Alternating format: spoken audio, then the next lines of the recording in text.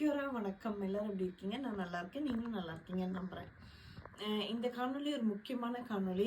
நீங்கள் நம்ப மாட்டீங்க, நியூசிலாண்டில் வந்து ஒரு வெரி ஸ்மால் கண்ட்ரின்னு சொல்லுவாங்க.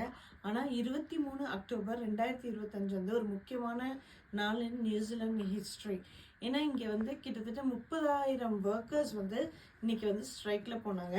நிறைய பள்ளிகள், ஹாஸ்பிட்டல் எதுவுமே வந்து இன்னைக்கு இயக்கமும் கம்மியாக இருந்தது. அதாவது இந்த மாதிரி ஒரு ஸ்ட்ரைக் வந்து 100,000 ஒர்க்கர்ஸ் வந்து 1979 நியூசிலாண்டில் நடந்தது. அதுக்கப்புறம் கிட்டத்தட்ட 50 வருஷம் பக்கத்தில் வந்து இன்னைக்கு தான் வந்து இந்த ஸ்ட்ரைக் நடக்குது. அதாவது doctors, nurses, teachers, fire fighters, social workers, physiotherapist, occupational therapist, dentist, teachers இவங்க எல்லாம் சேர்ந்து இன்னைக்கு நியூசிலாண்டோட கண்ட்ரி லெவலில் வந்து ஸ்ட்ரைக் பண்ணுறாங்க. இது முக்கியமாக வந்து 2 கண்டிஷன்ஸ் தான் வைக்கிறாங்க. ஒன்று வந்து ஷார்ட் ஸ்டாஃபிங், அதாவது ப்ராப்பரான ஒர்க்கிங் கண்டிஷன் வேணும், ஷார்ட் ஸ்டாஃப் இருக்கக்கூடாதுன்னு. இன்னொன்று பெட்டர் பேன்னு. ஏன்னா இப்போ நியூசிலாண்டில் இருக்கிற கவர்மெண்ட் பே வந்து நேஷ்னல் கவர்மெண்ட்டு, இது வந்து ஒரு கொஹலிஷன் கவர்மெண்ட்டு.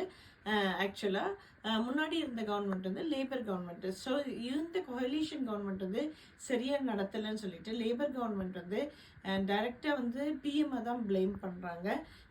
இந்த கண்டிஷன்ஸ் எதுவுமே வந்து இந்த முக்கியமான ஒர்க்கர்ஸ்க்கு கொடுக்கலன்னு. இதில் வந்து என்னன்னா, இன்னைக்கு நிறைய ஸ்கூல்கள் மூடப்பட்டனால நிறைய குழந்தைகளும் இந்த ஸ்ட்ரைக்கில் வந்து ஈடுபட்டாங்க. ஸோ 23 அக்டோபர் 2025 எங்களுக்கு நியூசிலாண்டில் வந்து ஒரு மறக்க முடியாத நாள். Country wide strike. இன்னைக்கு மழை வெயில் புயலில் அப்படியும் ஸ்ட்ரைக்கு வந்து தொடர்ந்துச்சு. ஸோ இதை உங்களுக்கு நாங்கள் சொல்ல விரும்பினேன். இதே மாதிரி ஒரு இன்ஃபர்மேட்டிவ் வீடியோவுக்கு யூடியூப்ல இருக்க மம்மாவி கிவி தமிழச்சி சேனலில் லைக் பண்ணுங்கள், ஷேர் பண்ணுங்கள் அண்ட் சப்ஸ்கிரைப் பண்ணுங்கள். Lots of love and bye for now.